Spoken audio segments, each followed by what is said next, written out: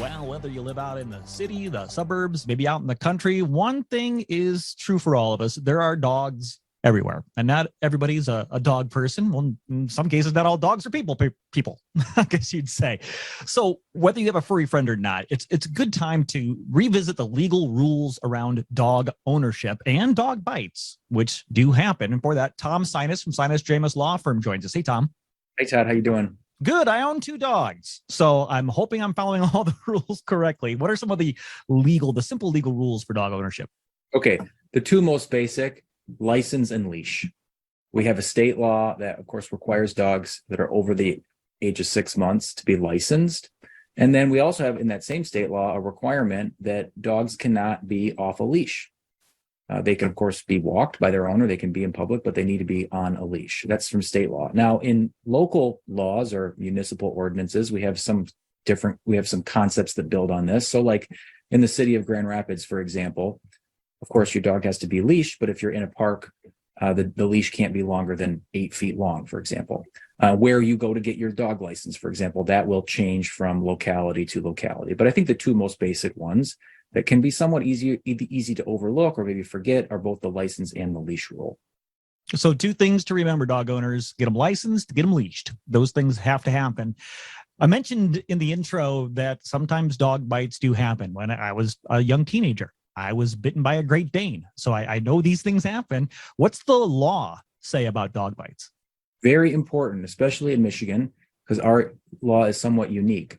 We have a law that's called strict liability. And I'm just going to read it. It's 1 sentence, but it has all the concepts in 1 sentence. The state statute says if a dog bites a person without provocation while the person is on public property or lawfully on private property, including the property of the dog owner shall be liable for any damages suffered by the person bitten, regardless of the former viciousness of the dog or the owner's knowledge of such viciousness. So what does that mean? Well, it means that if you're a dog owner and your dog bites someone else, as long as the dog wasn't provoked, then you, the dog owner, are liable for all of the harm that bite causes. It doesn't matter whether you knew or had reason to know that the dog would bite. Some other states have that concept, but in Michigan, as you can hear from that statement, it doesn't matter whether the dog was vicious or whether the dog owner knew or didn't know. If the dog bites someone, then the owner is liable for all forms of harm. And the harm can be the most obvious things like medical bills or missed time from work if it's a bad situation. And then it can be all of these things that maybe aren't so easy at the top of your head to quantify, but the change in the person's quality of life. And of course, for a serious dog attack, that can be a very serious ordeal for people. So those are things that dog owners have to be aware of because, of course, you want to make sure that you know of that and that you do what you might be able to do to give yourself some financial protection in the form of insurance if you're a dog owner.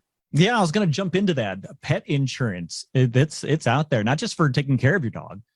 Can we dive into that a little bit? Sure. Most pet insurance, like you mentioned, is insurance like that's health insurance for your dog, and it's likely not going to cover this type of dog bite situation. The most common forms of insurance coverage for dog bites come from a homeowner's policy. And then if someone has an umbrella policy, may come in the form of that coverage as well. Now, of course, here, in order to make sure you have coverage for this through your homeowner's policy, for example, you want to make sure that your insurance agent knows that you have a dog. I think dogs come into people's lives all sorts of different ways, especially over the last few years. And it's easy to have a dog come into your life and then not think, oh, I better let my insurance agent know. You want to make sure that they know. You want to make sure that you're clear in saying you want to have homeowners coverage for the dog and make sure there's not an exclusion in your policy. So the homeowner's policy is the most common way for people to have insurance coverage regarding a dog attack. All right, there you go, dog owners or future dog owners. License, leash, and you're liable if they bite. So make sure that you're being safe. And then finally, that insurance, that homeowner's insurance policy, you might want to update that if you've recently adopted or bought a dog. Tom, thanks so much for the info. Thank you for having me. I appreciate it. Absolutely. Really quickly, if somebody wants to follow up with any of this stuff, where can they find you? They can find us online at www.sinusdramus.com. they can give us a call at 616-301-3333, or they can shoot us an email at info@sinusdrainless.com.